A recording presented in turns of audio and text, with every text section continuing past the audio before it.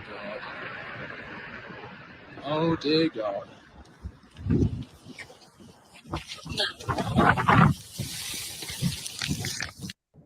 Ho! Whoa! Whoa! You guys okay? You guys all right? Let me know in the chat if you are all right. Drop an SDS if you're vibing with your boy. We woo! That gets you? The avalanche of quarterback rumors is upon us, ladies and gentlemen. I hope you're ready. I hope you're prepared. I hope you have an escape plan. I hope you're prepared and ready to go. Because as you can see, oh boy, all kinds of news, rumors, draft compensation heating up. It's coming. We do have some league-wide news that might have a little impact to the San Francisco 49ers. So let's get into it. But first, you know what to do. Drop an SDS in the chat so I can say what's good. If you guys just saw, which I'm sure you did, the not the San Francisco 49ers, the Chicago Bears have made a trade. The reason why we're going to be talking about it is because guess what? The San Francisco 49ers open up the season in 2022 with the Chicago Bears.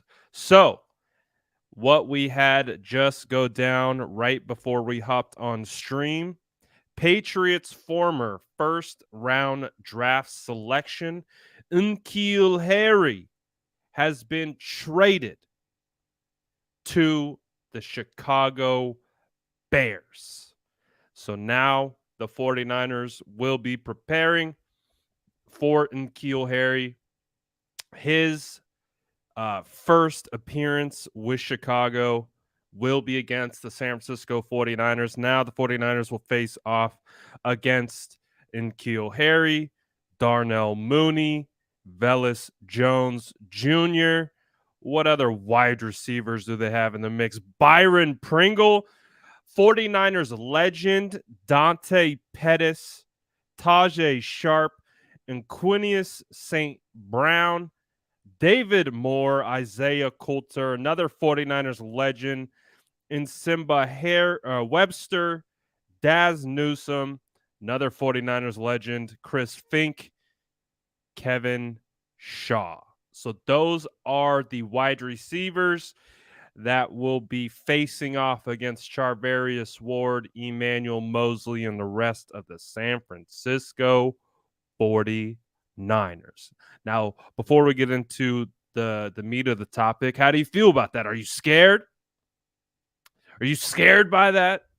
And the compensation given up for N'Keal Harry, who was a former first-round draft pick, was only a seventh-round draft pick in 2024. So really, when we say bag of chips, not even a bag of chips. There's one chip. Like, pop the bag open, hand over a chip.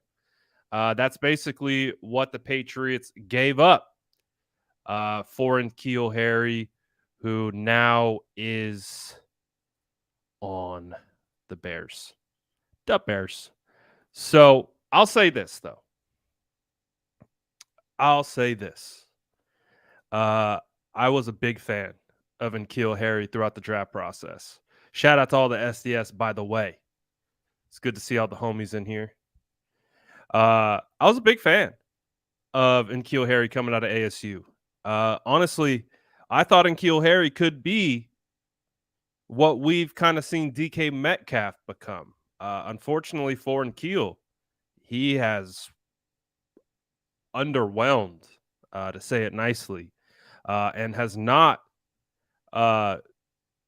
risen to the occasion or being able to take advantage of his God-gifted ability, as he is a massive human being who can move extremely well. Did not pan out for the guy with the Patriots, but hey, We'll see what happens. We'll see if anything comes. If he's able to reclimate his career, I guess, with the Chicago Bears. But anyways, let's talk a little bit about the quarterback position because it's just in our face. That's the reason why I started off with the quarterback uh, avalanche video, just because it's just going to be a continuous thing from here until training camp, here until a decision is made. It's crystal clear that quarterbacks sell in this league, right? Let's keep it a buck.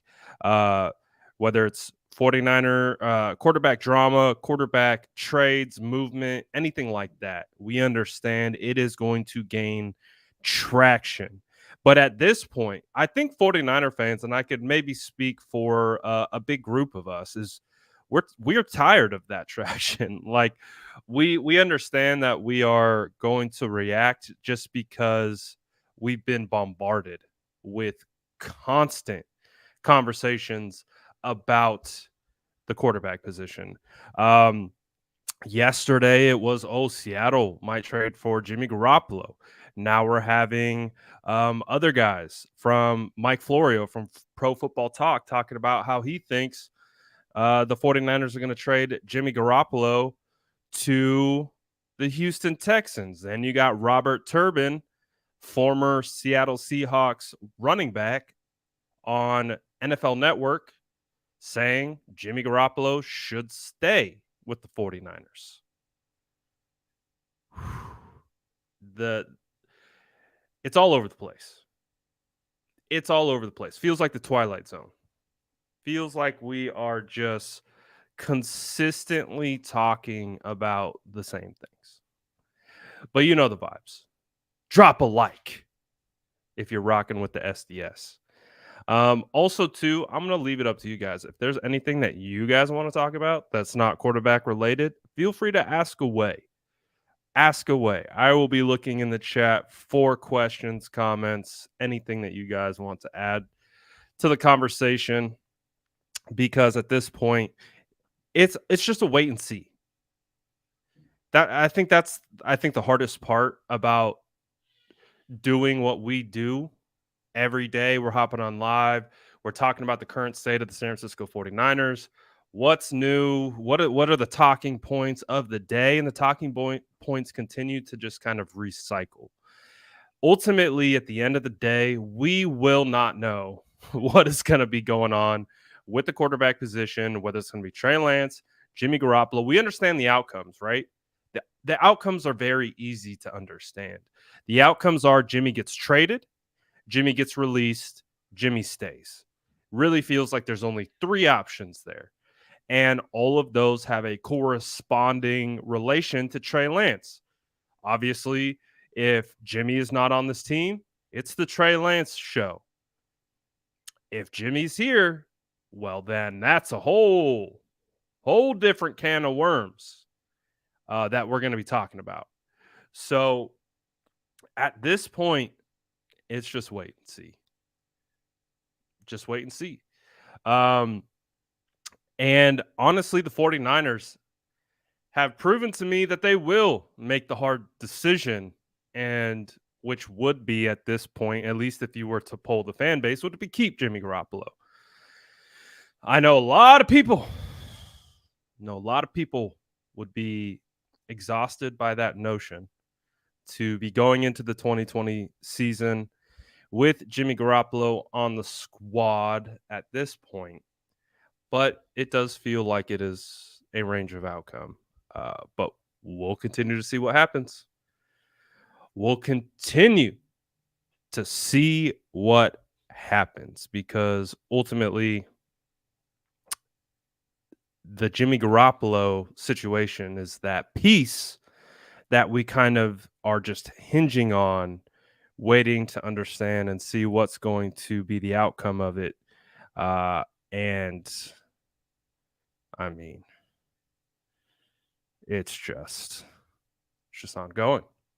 So I don't know.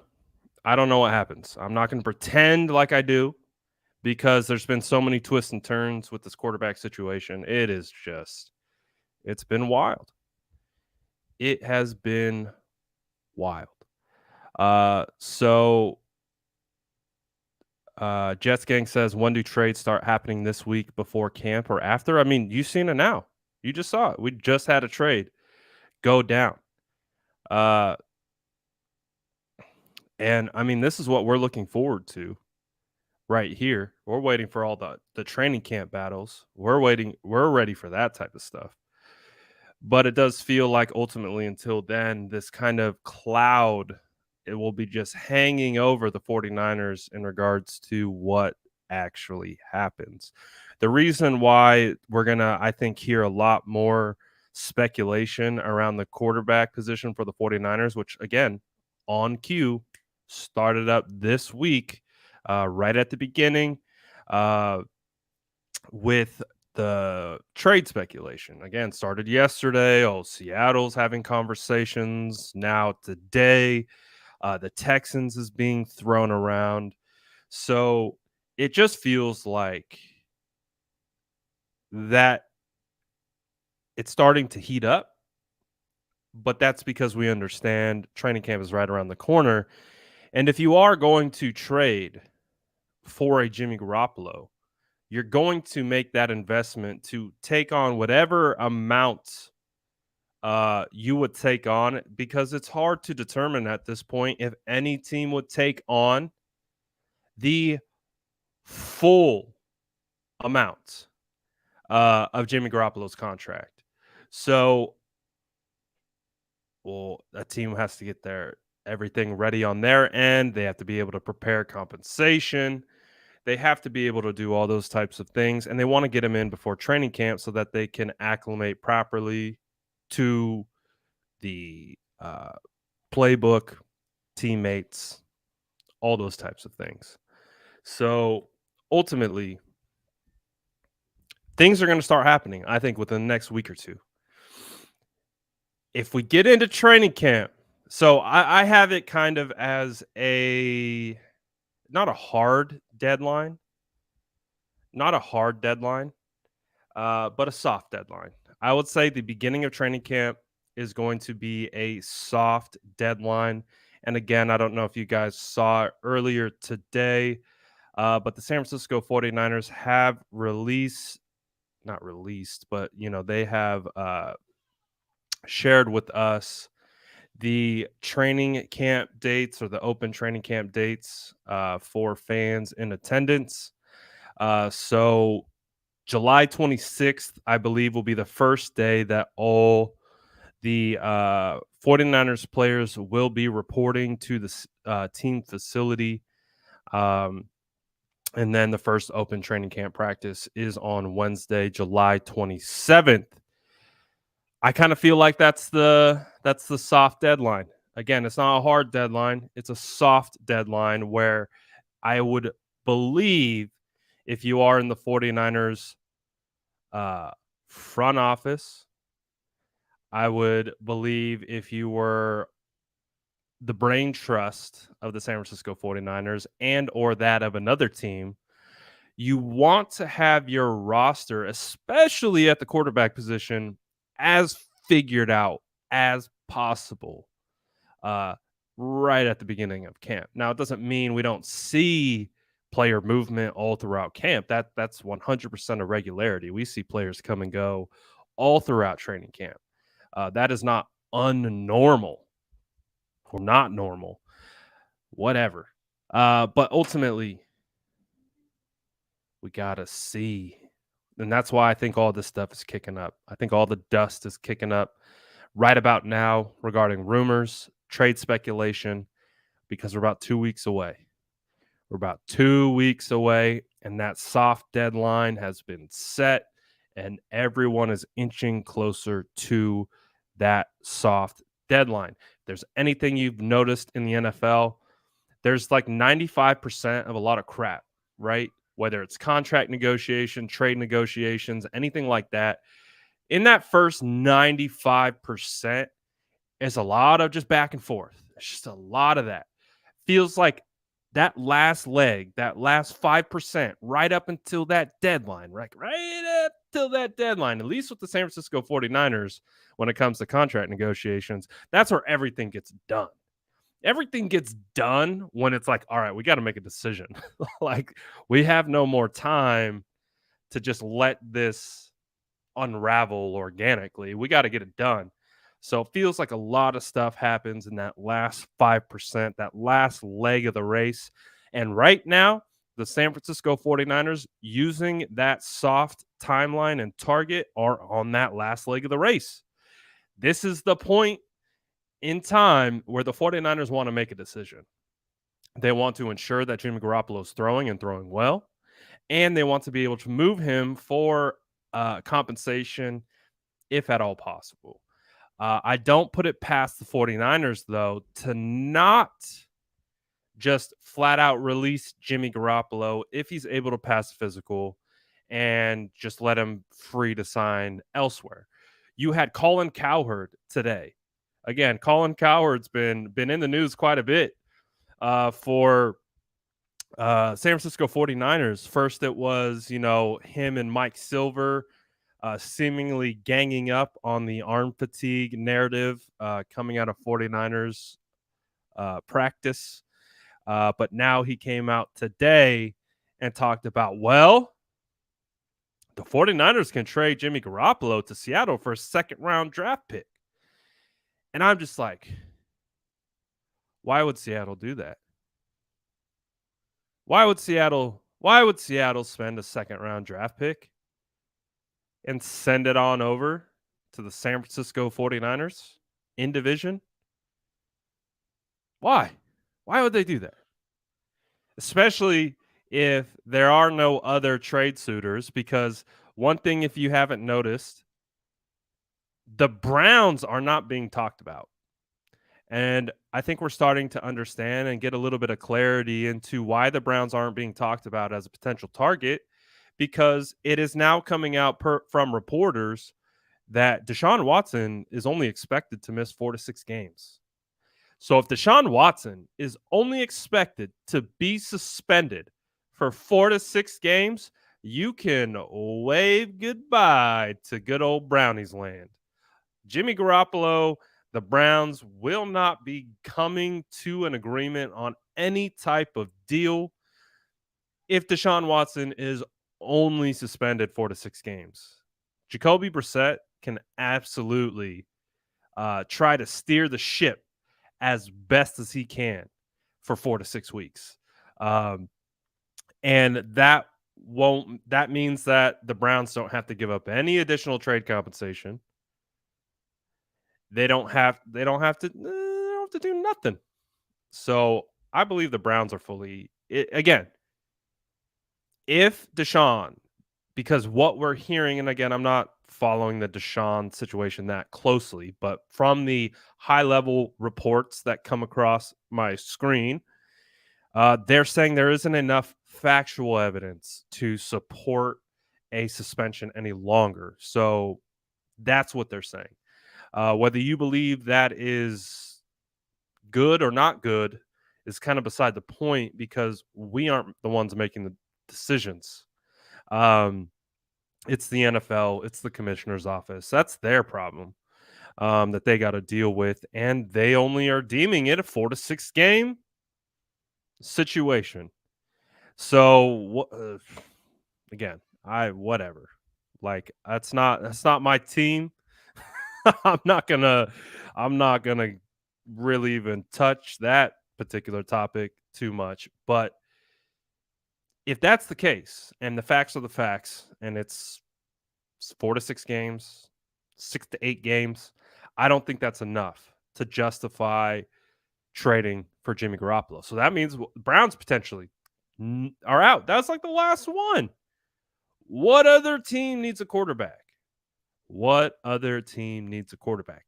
Yes, you can look at the Texans. We've always connected Jimmy Garoppolo to the Texans because Nick Casario, the Houston Texans GM, was in the building and actually hugely responsible in the decision to draft Jimmy Garoppolo when he was with the Patriots. So that's why that connection's being made. Apparently, we're not sold on Davis Mills. So, God, like what? Like where's what? There's just not a lot of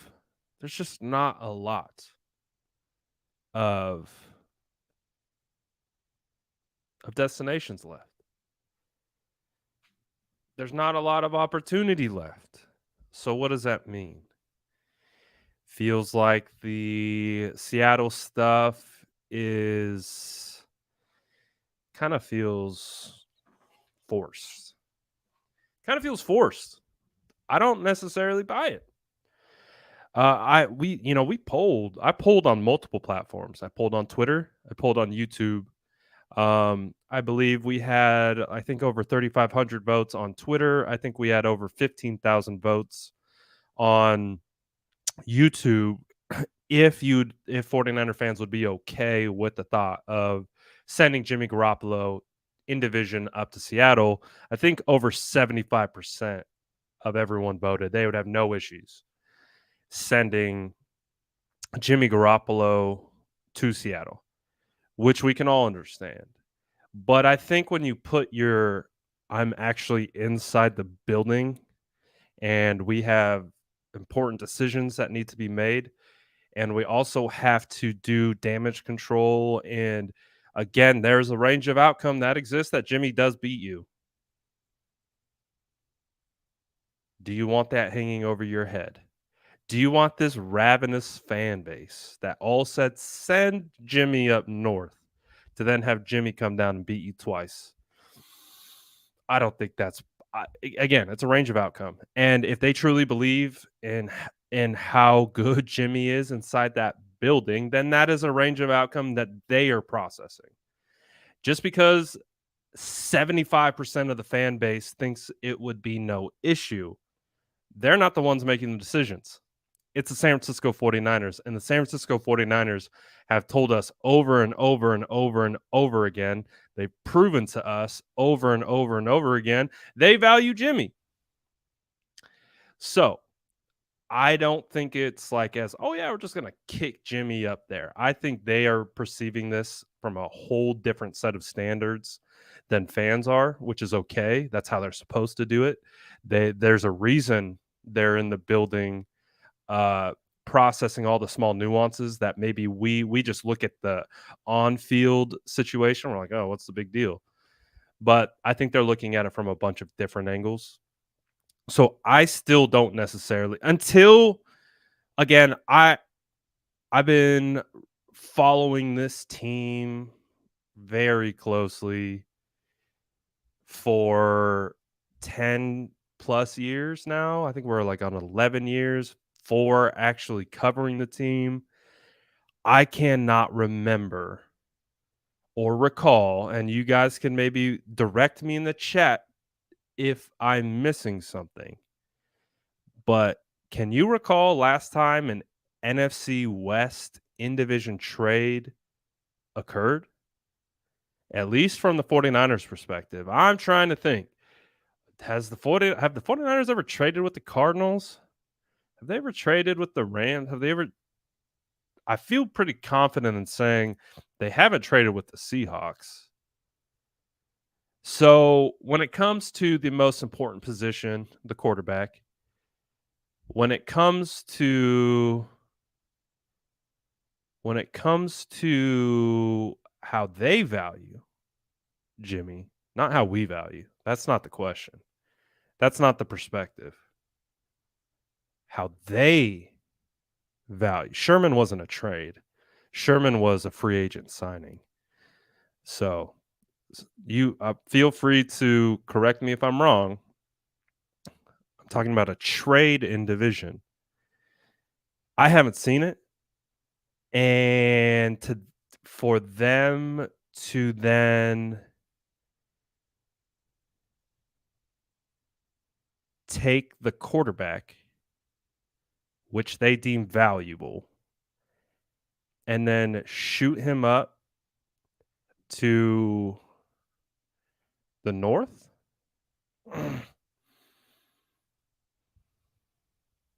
Ballmer 2010 to the Seahawks.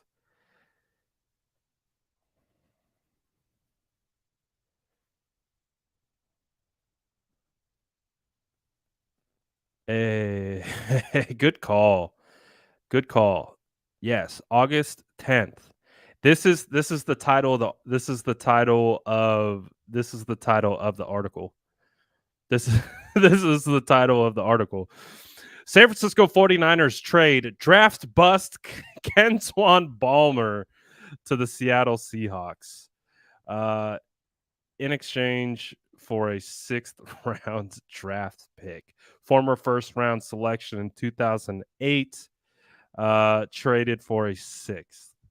So there you go. There you go, 2010. So it's been over a decade. And that is a Seattle and a 49ers trade. But I don't know if it's of the same caliber. Trading a draft bust might have a little bit different implications, but the point remains, we'll see. I don't necessarily buy it. I'm definitely going to be pessimistic when it comes to trading Jimmy Garoppolo, who the 49ers tell you over and over again, he's a franchise quarterback. He's just not our franchise quarterback. I am hesitant. So until it actually occurs,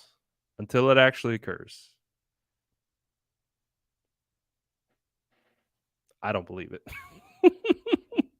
And then guess what? If it happens and the San Francisco 49ers trade Jimmy Garoppolo off to Seattle, guess what I'll say? I was wrong. I was absolutely wrong. But until that time, I just have a hard time visualizing, especially like what Colin was talking about today. 2nd round draft pick in division. I don't know. I don't know about that. Oh, just doesn't seem right to me. Seahawks do love our 49ers players. Oh, they do. They absolutely do. They wait. Guarantee you, someone will get cut or released from the San Francisco 49ers this year, and the Seattle Seahawks will pick them up. It will happen. Steven says, play this scenario. If he stays, does he remain quarterback 1, or does Lance take over and Jimmy sits? Okay, I'll play this scenario out with you, Steven. I know you sway very hard on this particular topic one way, but ultimately, this would be a combined decision. I really think that if you were to go into training camp, which is at this point a potential outcome, if you were to go in training camp with Trey Lance, with Jimmy, you say open competition. Open competition. You have to have buy-in from a majority of your locker room. And just speaking from that particular standpoint, if you really welcome Jimmy back and Jimmy is walking into that door to compete, I think we understand where a lot of the locker room sways towards. So it would genuinely have to be the best man, like who comes out and performs the best. Because I feel like from a locker room standpoint, it's already swayed towards Jimmy. They believe in Jimmy, whether you fans believe, media believe, doesn't matter. Inside that locker room, they believe in Jimmy. And they look at Jimmy. They don't care about the interceptions to linebackers. They don't care about, for the most part, the wide open targets that get missed down the field. What they care about are how many games they've won with Jimmy Garoppolo. What they care about is that they've been to the NFC Championship 2 out of the last 3 years with Jimmy Garoppolo. That's what they care about. That's what football players are wired differently. I've tried to make this connection before when I was a player, um, because when you're in the shit, like when you're going heads and you're competing, guess what? Football is fundamentally an imperfect game. It's sometimes who makes the least amount of mistakes that is going to win the football game.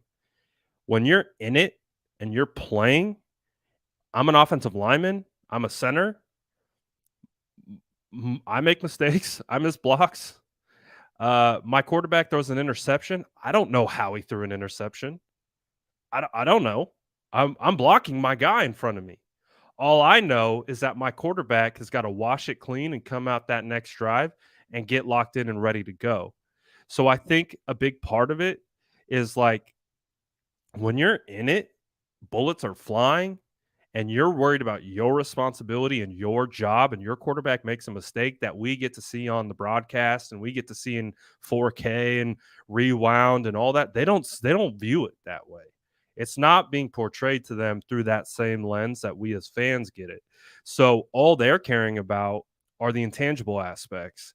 Okay, the mistake was made, but how does the man respond? How does he come back? How does he lead? How does he do this? How does he execute after the mistake?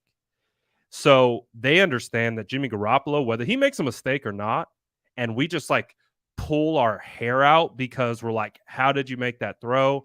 How did you not see that underneath linebacker? They see him come back and keep dealing. They see him come back and lead game winning drives. So inside that locker room, they are always going to view Jimmy differently than we view them.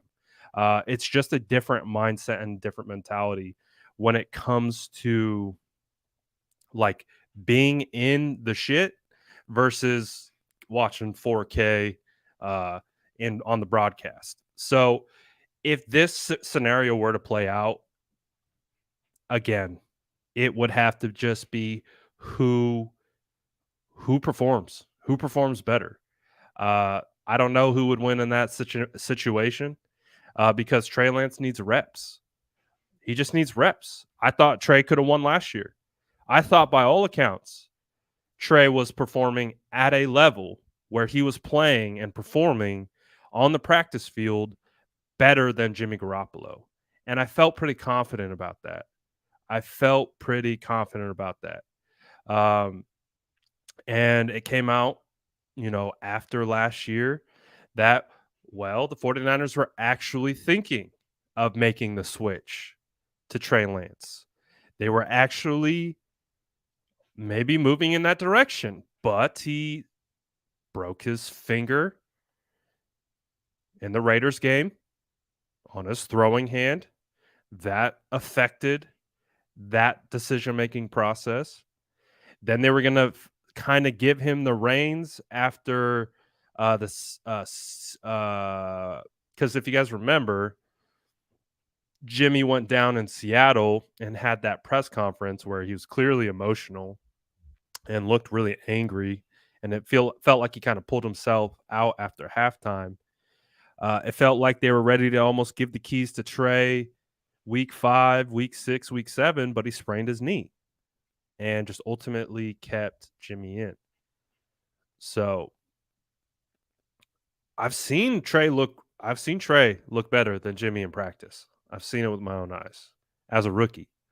So it's going to be interesting to see what he looks like now in year 2 and what that situation would really, really look like. Generally speaking, this conversation has been nonsensical. Niners traded 3 first-round picks for a new quarterback.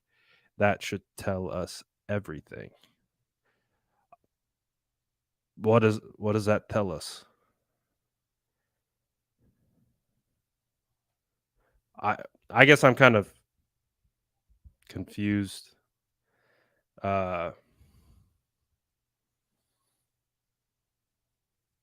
Generally speaking, This conversation has been nonsensical. Niners traded 3 firsts for a new quarterback. That should tell us everything. I mean, wouldn't that have told us that Jimmy should have been the starter last year? Or I'm sorry, Trey would have been the starter last year? Because that was part of my thought process. That if you're going to give up all that compensation, clearly send a message to your locker room that Jimmy Garoppolo is not the future. That was my whole sticking point last year of why Trey should be the starter. My whole point last year was you leverage the entire future of your franchise to go get this quarterback. You get him on a rookie deal, you build around him, and you give him those opportunities and reps he needs to grow. Because I think we can all rationalize you have to be able to get reps in real time to be able to grow. So that was my whole thing with why I didn't love Jimmy starting last year, why I didn't love Jimmy uh, in the building because what happened. All the players wanted Jimmy. And to me, when you're putting it into a vacuum, that creates an environment of doubt for the young quarterback because it forces an entire locker room to choose a side. And it felt pretty clear that they all chose Jimmy, even though the organization chose Trey. So again, maybe I'm missing the point, but it should tell us everything. But ultimately, that changed nothing last year. So, and yeah, so I don't know. Maybe I'm missing the point. Um, on that particular one. So, I think ultimately, I think ultimately,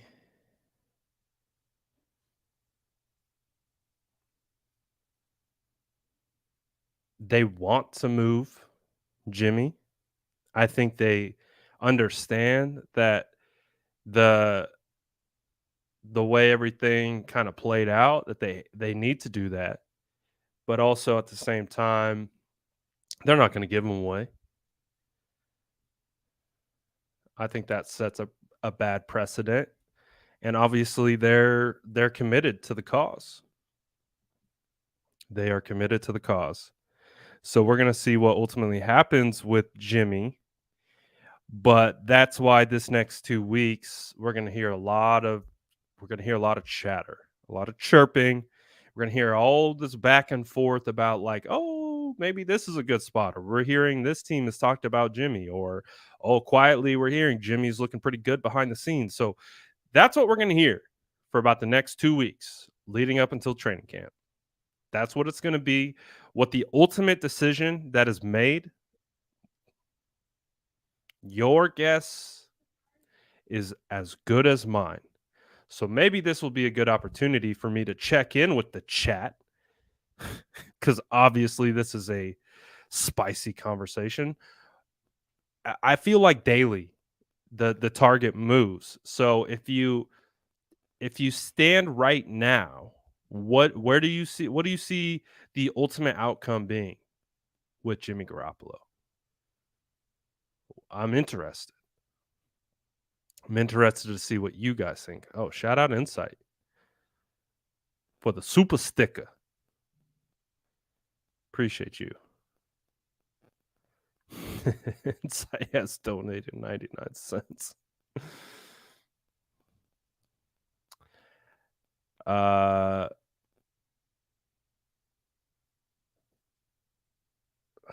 let's see. Robert says Jimmy is a starting quarterback. They have value. Uh, saying released. I don't know about that. We'll find out, dude. It's gonna be crazy.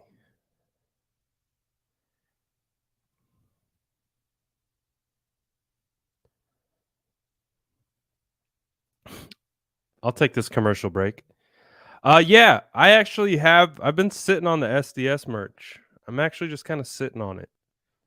To be honest with you. Obviously, I had a couple things pop up that kind of put all that on hold, but I do have some SDS merch just kind of chilling right now. Uh maybe I think a good time for that drop could be around training camp. Maybe we do a full SDS merch drop around training camp. That way we could build up a little buzz.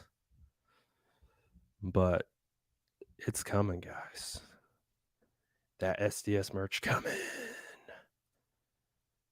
Appreciate you checking in. Oh, appreciate you. Appreciate you. Let's see. What's up, Luke? He says I can see the Niners starting Jimmy if he's on the team, which I could too. They know who he is and how he is, and the players know how to block for him and play hard for him if he stays. But this time will be a short leash.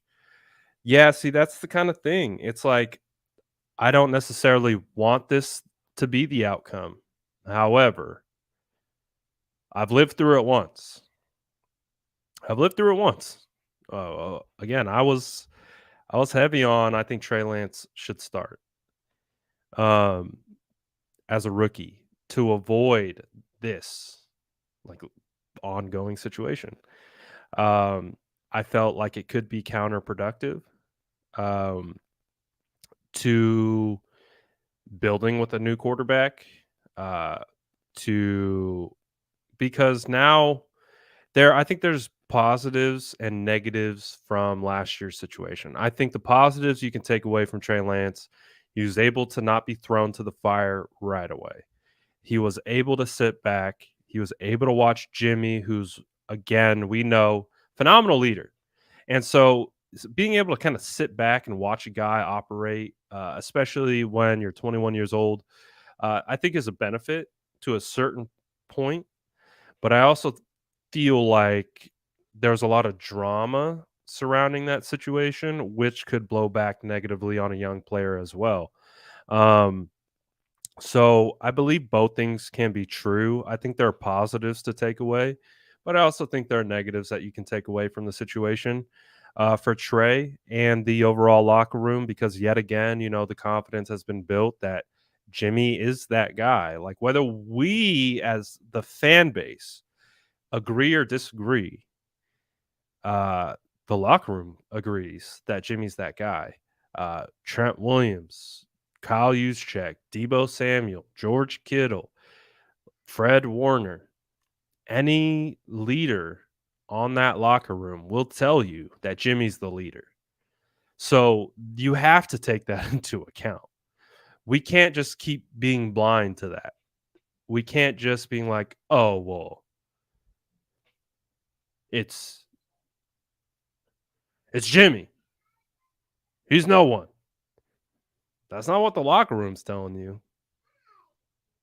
That's not what the locker room's telling you. And I'm going to be honest with you guys. I'm going to go ahead and I'm going to take those guys' opinion and I'm going to kind of put it a little bit higher than the rest of everyone else's. No offense. But you have to take that part into account. So that's why I'm concerned about the Jimmy thing just for Trey's development. I'm not necessarily concerned uh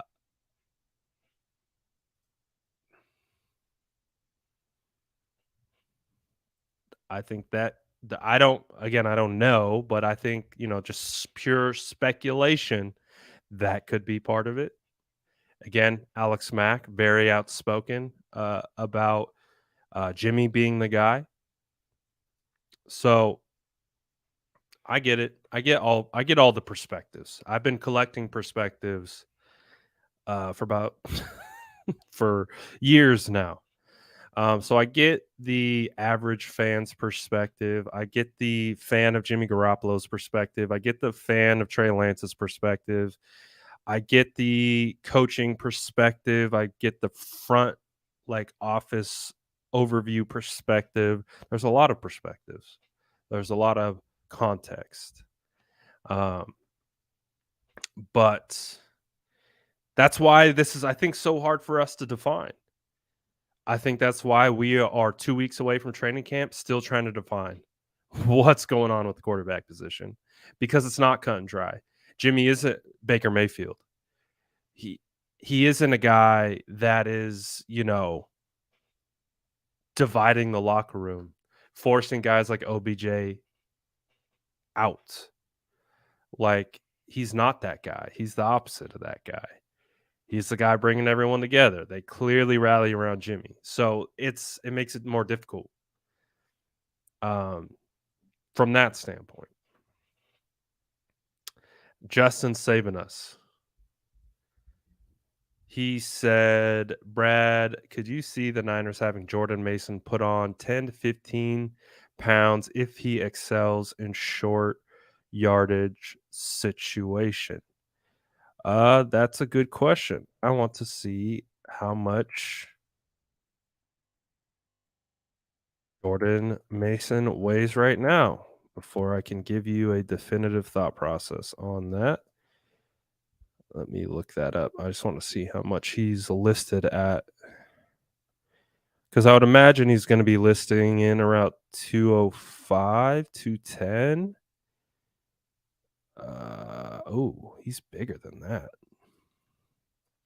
So if Jordan Mason is already listed at 223 pounds, and just for reference, Trey Sermon is 215, Jeff Wilson is 213, Josh Hockett, fullback, is 225, Jermichael Hasty, 205, TDP, 219. So currently, Jordan Mason is already the heaviest running back on the team. Does he weigh more than Juice? So if he were to gain 10 pounds, that would have him in Kyle Juszczyk territory. Could that be a potential outcome? It could. It could. But that just, again, all depends on if they think his body can handle it. Because I always think of this about rookies. They're still growing. They're still growing. What was the report that came out this offseason about CeeDee Lamb? They're like, oh, CeeDee Lamb grew an inch and he gained 15 pounds or 10 pounds, something like that. You have to take that into consideration, that these guys still have some maturation left. Some guys continue to grow and fill out their frame. But with Jordan Mason being 23 years old, 5'11", 223 pounds, according to 49ers roster, I don't know. I kind of like him right there. If they keep him at 225, 220, that feels safe. It feels safe. Feels like an opportunity again. I'll know a little bit more once I get my eyes on him. But as it stands just on paper, I feel like, he's already tipping the scales at one of the heavier backs on the roster. So I just want to see, because if they can look at that particular situation and they're like, oh, yeah, he can gain 10 pounds easily, not lose a step, none of that, then sure, why not? It's if the added body mass inhibits movement is when you wouldn't necessarily want to do that. But it could definitely be an outcome that the 49ers kind of evaluate. And who knows, maybe he just naturally gains 10 pounds through continuing working out and bulking and things like that. It could absolutely happen. But it does feel like with that size, he's already going to excel in the short yardage area. So it feels like Jordan Mason has a real opportunity to be that short yardage guy. Um, again, feels like Jordan Mason going to be challenging Trey Sermon, JaMychal Hasty for that last roster spot in the running back room. And if he can be not only a help in the short yardage game, but in the passing game, pass protection, you look at that weight, you look at a guy who'd be able to handle a little bit more of pass protection and linebackers coming up the middle, DNs who are getting free releases, things like that. That could definitely translate. And that's where we kind of see Jordan Mason potentially filling out his role. Uh, but if he's 235, 240, that boy a linebacker at this point. 5'11", 240. We're talking bowling ball action. That would be fire. I'm excited to see Jordan Mason though. I know you are, Justin. I'm excited. I'm definitely excited. Uh Shout out Corey for the super chat. Shout out Justin for the super chat. Appreciate the dub piece, Justin, my boy. Really do appreciate that. Um, Corey says, Brad, what do you think about reports claiming that Jimmy isn't on schedule and won't be ready to start the season? Well, again, reports are reports. We take them with a grain of salt. Where are they coming from? Who's the source? This offseason has been like the king of unnamed sources. The amount of unnamed sources, and not only that, I have never seen in an off season's time where so many unnamed sources have been refuted by national reporters, like where they're like, no. I think they have to, because obviously rumors they spread uh more relevant, or they spread easier because of social media and accounts who share that information. So they kind of have to be like, all right, guys, this isn't real. So I've experienced this offseason. I've never seen these many sourced reports. Not only have I not seen this many sourced reports, I haven't seen this many just completely disregarded. Just like, that's not true. So this one, uh I haven't seen this. So this, I would have to go look for it. Um I've seen this again. I would tend to believe Don Yee isn't going to publicly lead uh, people in the wrong direction, because he's the money man. We could talk about all the unnamed sources we want. If Don Yee, Jimmy Garoppolo's agent, is coming out and saying he's on pace, then I kind of have to take Don Yee for his word. I'm going to listen to Don Yee, the man responsible. Again, now we understand they can manipulate things, but what does that do? What does that do? It doesn't do anything. For like, a team is gonna, they have, yeah, pass physical. We got to see you actually throwing. So progressing on schedule, what does that mean? We don't know. We don't have the schedule. So there's a lot of gray area there. But kind of back to the original, if this is true, and if he's not ready for, who's trading for Jimmy?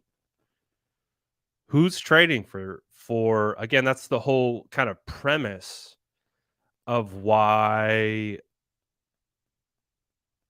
like, Jimmy hasn't been traded, right?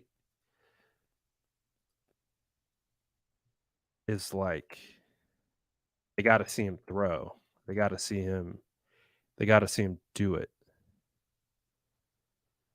Uh, so Rick Stroud is apparently the source, or the person reporting it. He covers the Tampa Bay Bucks,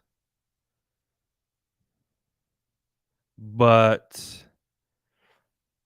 and he is a credible reporter, in my opinion. I don't see anything on his particular timeline at this point. Just doing a quick glance. But again, we're going to hear a lot of different things. We're going to hear a lot of back and forth. So we'll find out, man. We'll find out. That's why we started the show with the Avalanche video. You know what I mean? Like this is where we live right now, ladies and gentlemen. This is our home. We are standing off, minding our business, and it's just going to be an avalanche of news, rumors, unidentified sources just telling us all these different things. There's reasons behind it, but also at the same time, kind of got to shield yourself. You got to get under that rock a little bit. You kind of got to, whoa, like, oh, kind of got to duck a little bit because for whatever it's worth, man, we're easy bait.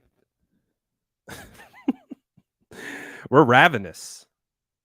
Yes, that's the real Avalanche. We're ravenous for our 49ers content. So they know that we're going to listen. We're going to hear what they have to say. And then we're going to be like, nah. So ultimately, when it comes to this situation, this is the expectation. So it's going to be flying at us. It is going to be flying at us. So what Corey's saying, you've heard from Don Yee that, hey, Jimmy Garoppolo's on schedule. We've heard it come out of the 49ers facility, at least from what I've come to gather, that Jimmy Garoppolo is progressing in the right direction. Don Yee, the guy who represents Jimmy, saying the same thing. But then you're getting conflicting reports. Then you're getting, oh, well, we're hearing Seattle Seahawks want to trade for him. Like, so just be prepared. Just be prepared. The avalanche is coming. It's already started. So just take everything. Just find your cover, find your exit strategy. Don't get too wrapped up in any which report until that report comes across where Jimmy's staying, Jimmy's going. Then, then we can do all the reacting. But until then, everything that we're seeing is par for the course because we're in that last leg. We're in the last leg of the marathon for that soft deadline before training camp starts. So we'll see, man. We'll see.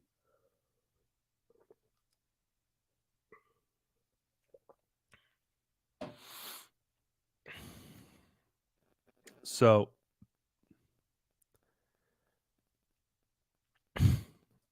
slow season for reporters. They got to stay relevant by spreading rumors. I was really planning on pulling up the Trey Lance tape today. I was really feeling we still need to rewatch the Cardinals game. I was really wanting to do that. I was really wanting to break down some film. But we kind of got suckered into the twilight zone of the ongoing quarterback conversation that seemingly never leaves us, no matter how much we ask it to go away. Just constant at this point. It's just constant at this point. But hey, we'll get through it. We'll get through it. Yeah, you know what? Screw it. Why not? Let's just I'm just gonna throw on some tape. We've gone to that point. We're off the rails. If you're here for quarterback talk, oh,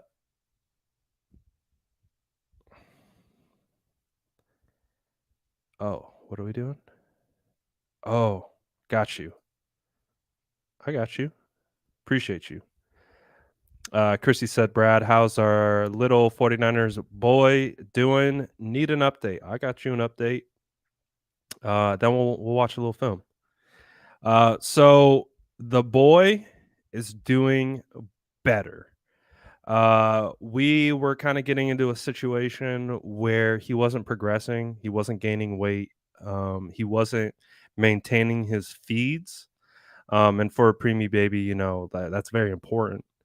Um, and we really believed that a lot of it had to do with a specific type of fortifier that they were giving him. So we had to we've had to do a lot of stuff. But long story short, um, he has been gaining weight consistently, um, and really progressing in the right direction. So very happy with that. It's still a scary road. Uh, Again, I will be extremely happy when you can take the CPAP, the breathing assistance off, because it's still just it's just tough seeing your little boy with the the breathing stuff on. So we're about a week away, but overall he's gaining weight. Everything's moving in the right direction. We're about a week away from getting the breathing off. So we're getting there. We're getting there. Appreciate you checking in. Uh, Got to get him ready for the 49ers season this year. All right, let's see. It's going to let me share my dang screen. Let me see.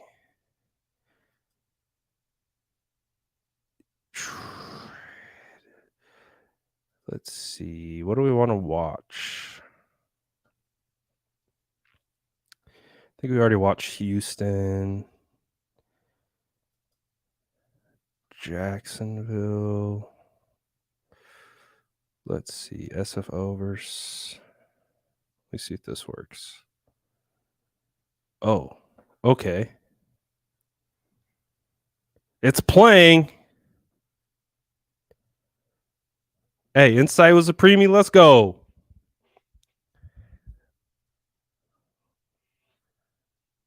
Let's go. Well, I don't have any control over this. It's just playing on random.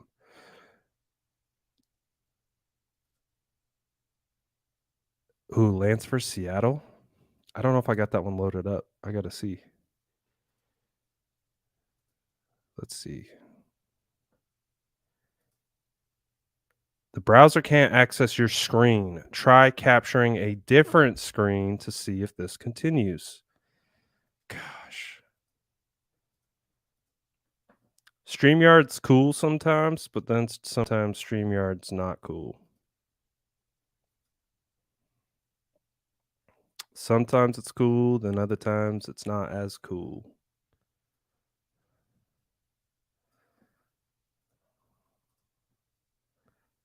Yeah. All right. I might have to get it loaded up a different time. It's just not letting me. Let me see. Let me try one more time.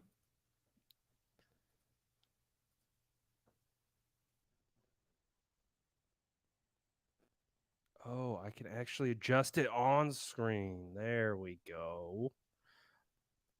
All right. There we go.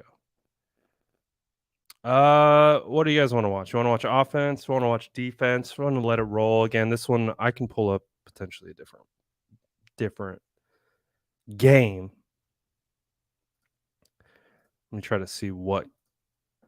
I don't know if I do have Seattle loaded.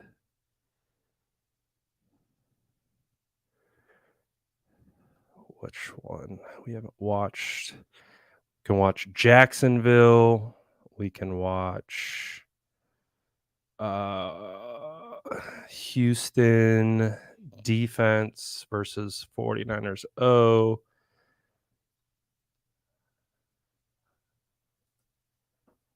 Whatever. Let's just watch a little bit, see what happens. So we're right in the middle. Let's just see what happens. This has turned into a watch party, everyone. So off script film, smash that like button.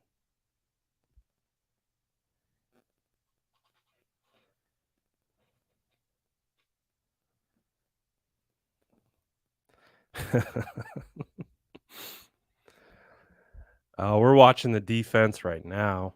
Look at FIBA. Hey man, it's going to be a great sign if we see number 2 lining up with the 49ers next year. Like we really could have, like, just right there. His ability to maintain outside leverage, which forces, the running back to the inside, like this positioning right here, underrated. We don't really break that. We don't break it down a ton of defense on this channel. We might need to do more of that. I've been offensive heavy, but look at FIBA fighting to the outside, maintaining outside leverage, the body position to force the running back to cut inside. The reason why you want that, because look what's inside. Inside, you got Bosa, you got Ward, ready. Cut it back inside. Let the boys do the rest. I really hope we can get Jason Verrett back, because this team has an opportunity to do a lot of damage if he can be ready to go. Good coverage by Greenlaw, coming up making the tackle. Ooh, Diamador in. Kwaski. So what is this? Looks like you have Kwaski and what's his name? George Kittle's son, Hawkinson. It looks like a one-on-one. Looks like, no, that's not it. Oh, it is it. No, that's not it. It's not as graceful with the fast forward. Yeah, that looks like just a one-on-one situation.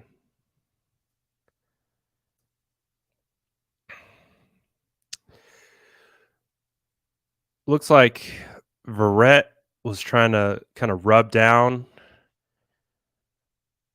and yeah, it's just one-on-one matchup, and he was able to get the leverage. It's just a good play. It's a good play by the tight end. Oh, we got a little offense going. Uh-oh. We got a little offense going. Elijah. All right. Let's see. Not a lot of room on that particular one. Oh. Kick back, relax. Take your mind off the quarterback conversation. Enjoy some football, because we're close. We're close to getting it, guys.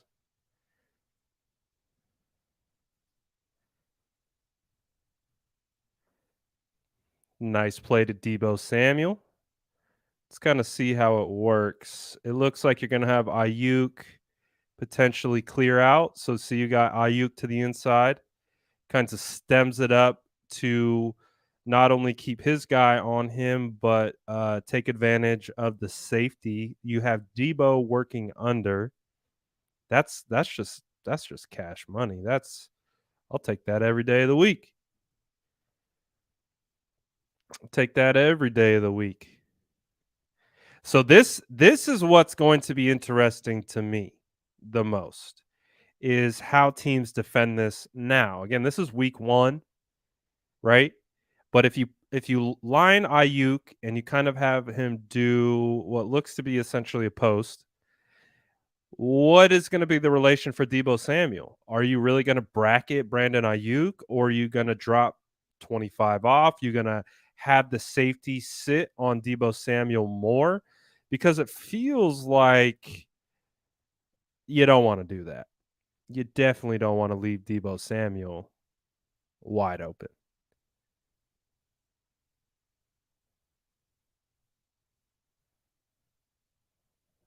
Definitely don't want to do that. So it's going to be interesting to see what the relation is like. And the defense, the way the defense plays Ayuk versus Debo, and the way things shifted towards the end of the year.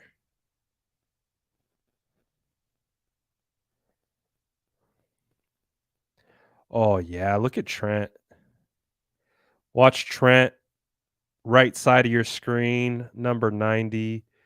Oh, get bodied. If you're a defensive lineman and you find yourself in this type of, what's that yoga position called? Is it like a downward dog? Like if you play defensive line and you find yourself facing Trent Williams and you end up in a downward dog yoga position, whew, feels bad, man.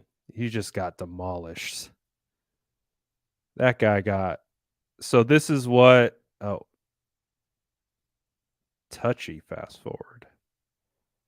Touchy.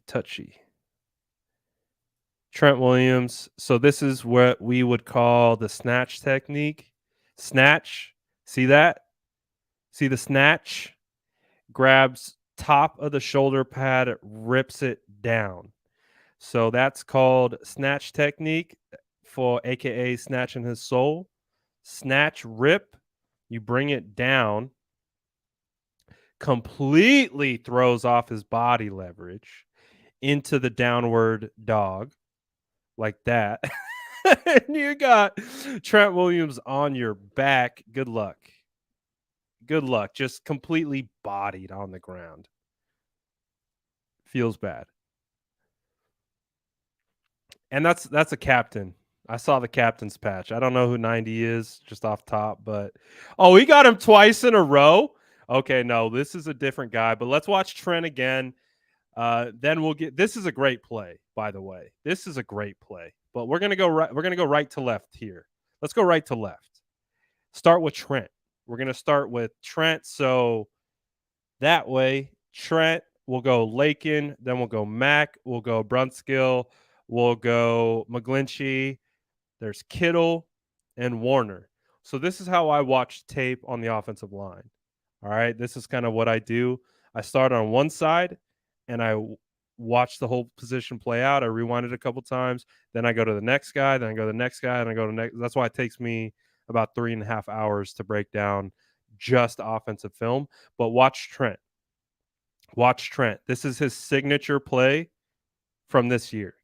This is, I don't know what it's called. I've been calling it club snatch. I don't know, because he comes down with the hammer fist of Thor.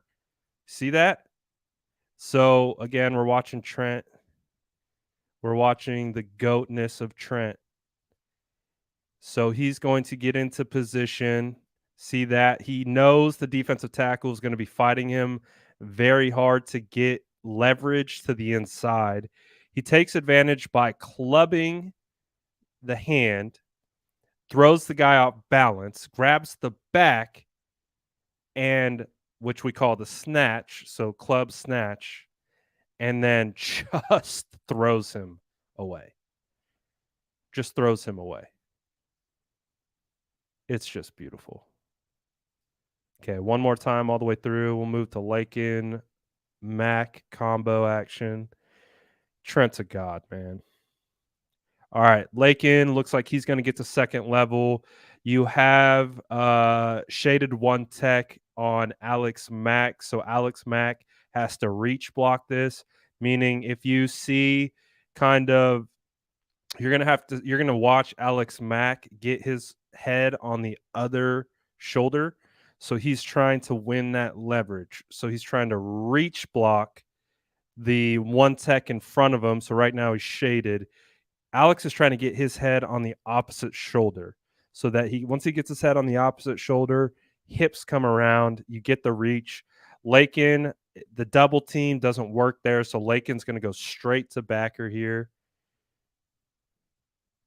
So see right away you get the step. You get Alex Mack fighting for outside leverage. You get Lakin headed to linebacker. See the head from Alex Mack. See where his head is on the outside shoulder. Exactly what you're looking for. Look at Lakin, takes a great angle to the second level and is able to. Hey, if he's going to go underneath you, let him go underneath you. That's a win. So that's a W from looks like Lakin and Alex Mack. Get the reach block on the one tech. Very nice. All right, now let's watch Brunskill and McGlinchey. Wake up, honey. We got Brunskill, McGlinchey highlights. Let's go. All right, so we're going to be watching right guard, right tackle. See number 92. Number 92 is on an outside shade of Mike McGlinchey. Brunskill doesn't have anyone on him. My assumption here, again, I haven't really watched them, what they've done on this play. Brunskill is going to ultimately try to take over this block on 92. So not only does McGlinchey have to reach 92, but Brunskill has to work in phase to then eventually take over and try to reach number 92. Let's see if that actually happens. Oh, they just straight up rocked him. So watch this double on 92. They just completely put him into the turf. Down goes 92 into the turf. Oh, that's not it.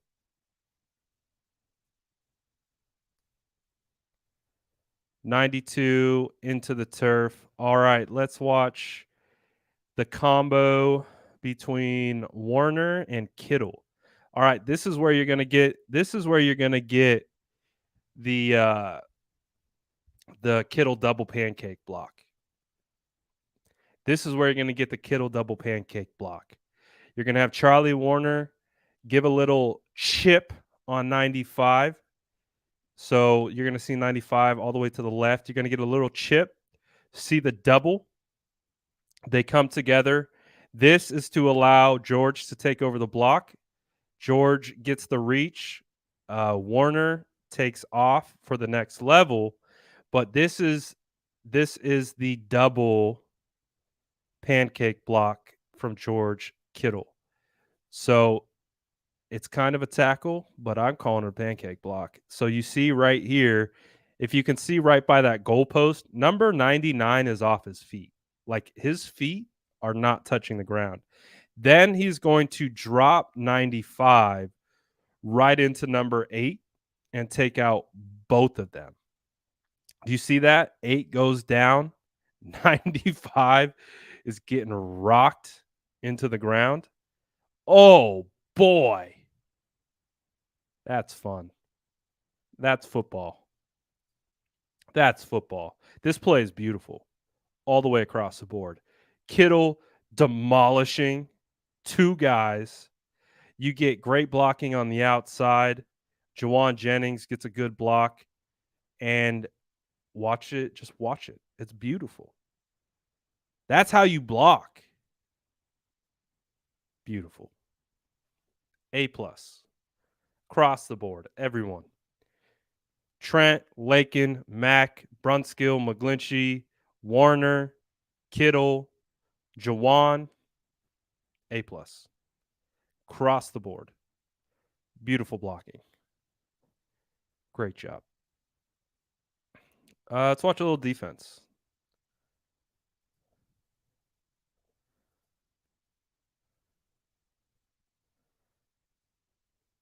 Who's that?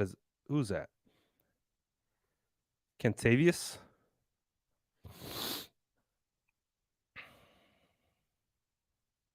Little play action. We got a little Dre Greenlaw out there.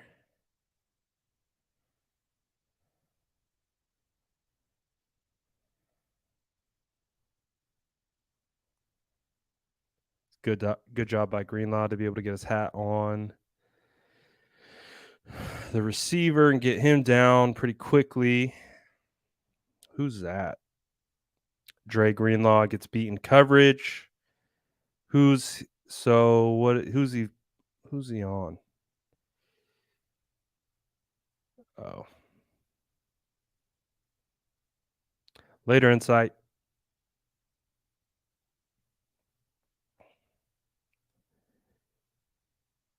Ooh. Oh, this is when we talk about Jimmy Ward, this is what like he doesn't get enough credit for. Like to be one on one in the hole with DeAndre Swift like this and to be able to take him down, so underrated. The ability to be able to play in space like that against a guy like DeAndre Swift. Again, to be able to make that tackle. If Swift gets by Ward, that's a touchdown. So that was a great tackle. Great open field tackle by Ward. 2 in a row. 2 in a row. You get really good blocking up front. What I think now that I'm kind of watching, I haven't watched this game in a long time. The scheme that the Lions were executing, it wasn't bad. Like again, they schemed this play open. This play was schemed very similar to the way you see the 49ers use formation and things like that to create openings. You get a lot of movement, you get the tight end pulling across formation, you get the guard kicking out. I mean, look at that wall that you got right there. Yeah, was there some holding on that play, but there's holding on every play. And really good, really good by Detroit on that particular play.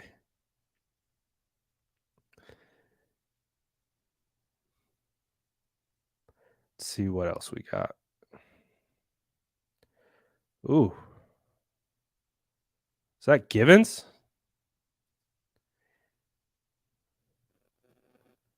Oh, not that play.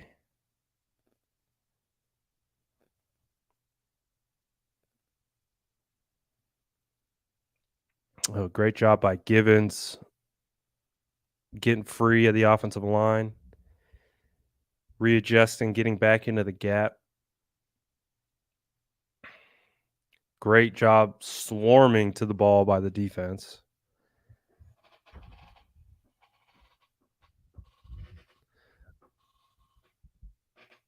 This looks like outside zone.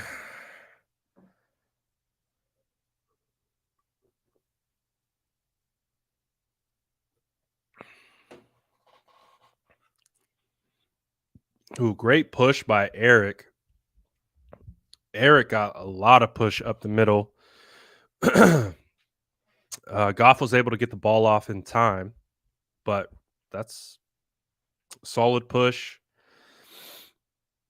Obviously, found a soft spot in the coverage in the middle of the field. Forces a field goal. But I think what we'll have to do soon. Well, I think we got to do the Cardinals game. I think we got to watch the Cardinals game. Uh kind of break down that whole situation. I feel like there's a lot of context in that Cardinals game. I feel like we'll be able to pull references of Trey and his mechanics, where you can see Trey when he's trying very hard to do the learn mechanics, and then when he kind of starts to just flow into his play, and you can kind of see the difference in how he plays. So I feel like maybe tomorrow, maybe Thursday, we start breaking down the tape a little bit more. And then we can just do tape crunch. We can just do tape crunch up until the season gets here because, like I said, there's going to be quarterback rumors probably every day. So I don't want to spend the entire time talking about it. So we'll touch on anything that comes out, but we'll also supplement just watching some football, getting us ready for training camp. 2 weeks away. Again, 49ers have dropped the training camp schedule. Tickets go on sale for season ticket holders on Thursday, regular folk on Monday. So hope to see you guys out at training camp. It's going to be a lot of fun. Um, and I appreciate everyone tapping into the stream, letting us letting us do all the things that we do here on this channel. We appreciate you guys. Do me a favor before you head out, smash that like button, hit that sub button if you haven't already, and of course hit them noties. Hit them noties so you don't miss an episode. So can't wait. Can't wait to keep it up. Shout out the homies. See you, Jesus. See you, Luke. Appreciate my day one boys. We'll be back. I think tomorrow might be state of the franchise. I don't know. Streets are talking. We'll find out. Appreciate you guys. We're out of here. Peace.